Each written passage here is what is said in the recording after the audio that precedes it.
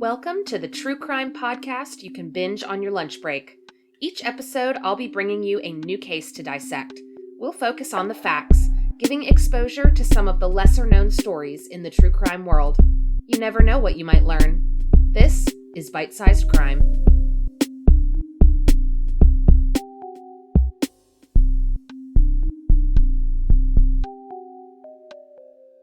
Hello, and welcome to the first episode of Bite-Sized Crime. I am so glad you chose this podcast for your true crime fix. So let's get into it. For this first episode, I'm sharing a tragic story from my own backyard.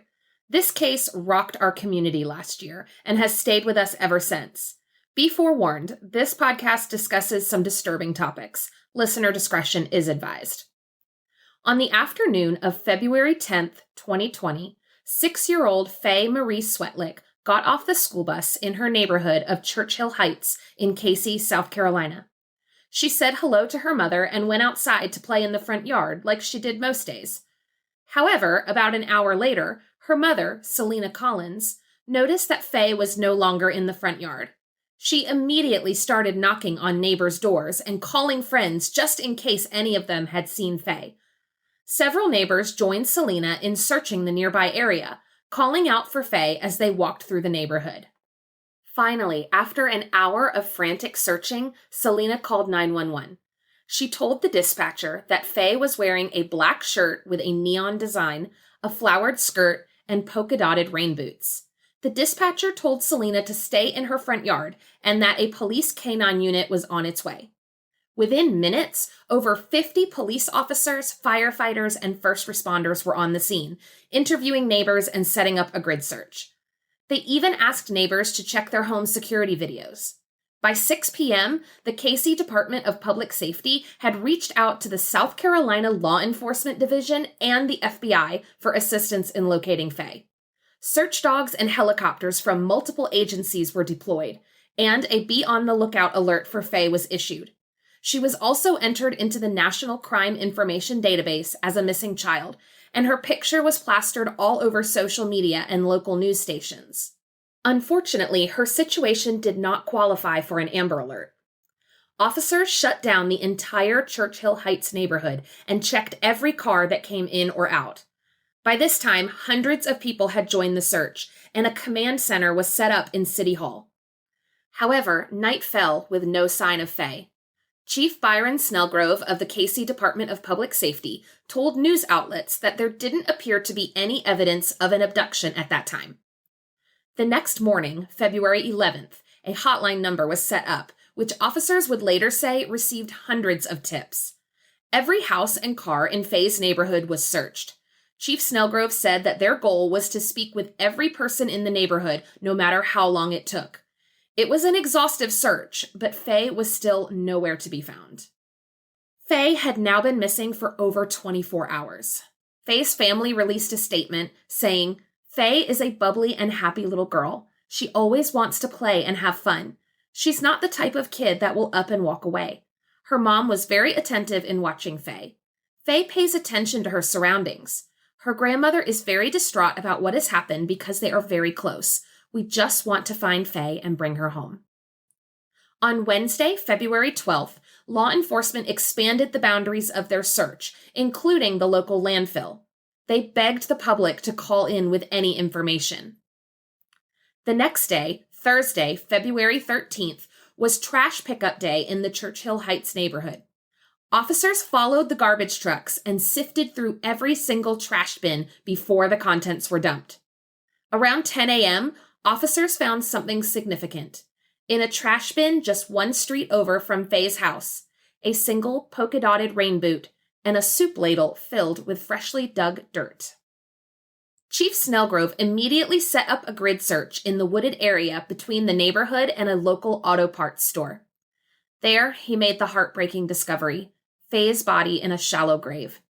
Her polka-dotted rain boot and floral skirt were poking out through the dirt, and a plastic trash bag was wrapped around her neck. In a brief press conference later that day, Chief Snellgrove stated, "It is with extremely heavy hearts we announce we have found the body of Faye Marie Swetlik." Then he stunned reporters by announcing that the body of an adult male was found in the same neighborhood that very same morning. However, Chief Snellgrove would not give further details, saying only that that case had just begun.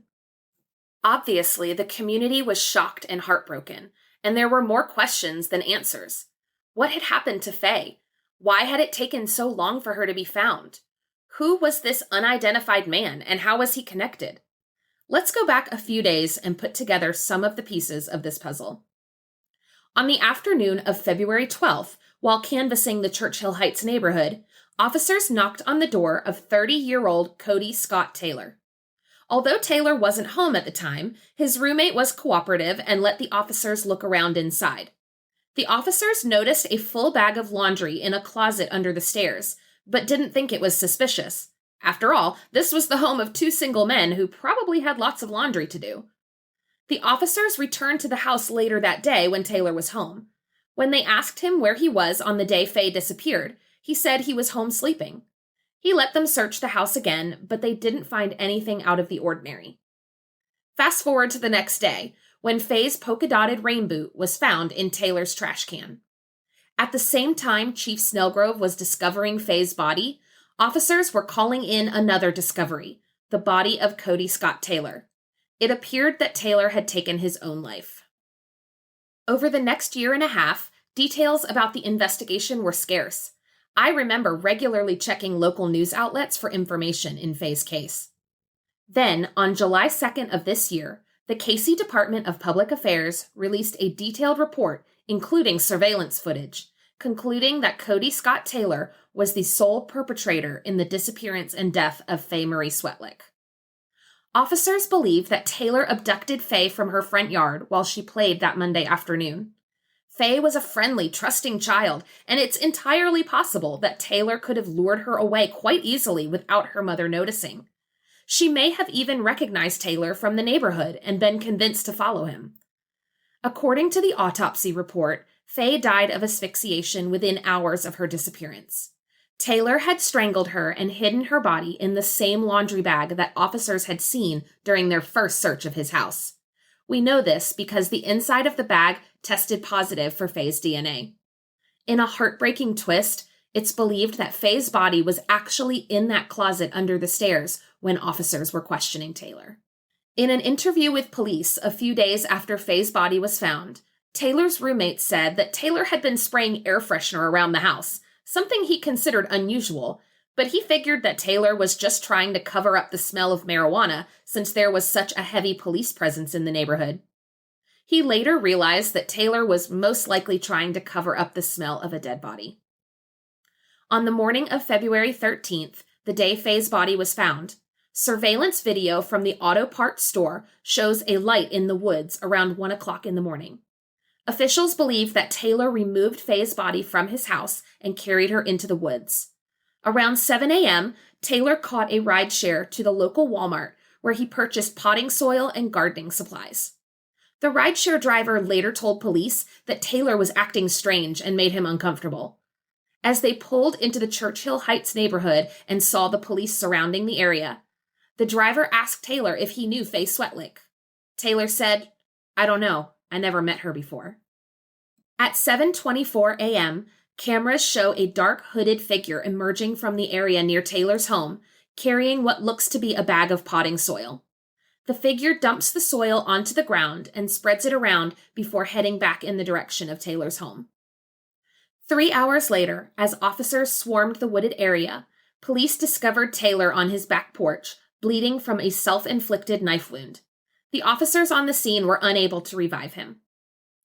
The police report included multiple DNA matches linking Taylor to Faye's murder. In addition to Faye's DNA being found inside the laundry bag, the soup ladle found in the trash bin also contained DNA matching both Taylor and Faye. In my opinion, the saddest piece of evidence was Taylor's DNA found under Faye's fingernails, possibly indicating that she tried to fight back. Unfortunately, police never revealed a motive for Faye's murder. Maybe there wasn't really one at all. Taylor was a loner. People who knew him said that he had, quote, a negative outlook on life. Taylor described himself as an incel and often engaged in online groups where misogyny and hatred were the norm. Taylor had absolutely no connection to Faye other than being her neighbor. It's possible that Faye just happened to be in the wrong place at the wrong time. But let's not dwell on Cody Taylor. Instead, let's think about the sweet little girl who left behind a loving family. Faye Marie Swetlik was a ray of sunshine for everyone who knew her. She was described as bright and bubbly, friendly to everyone. The playground at her elementary school now has a brand new buddy bench dedicated to Faye, where children can sit together and make new friends, just like Faye would have. Thanks for listening to Bite-Sized Crime. For episode transcripts and sources, visit bitesizedcrimepod.com. And please subscribe to Bite-Sized Crime on YouTube and on your favorite podcast app.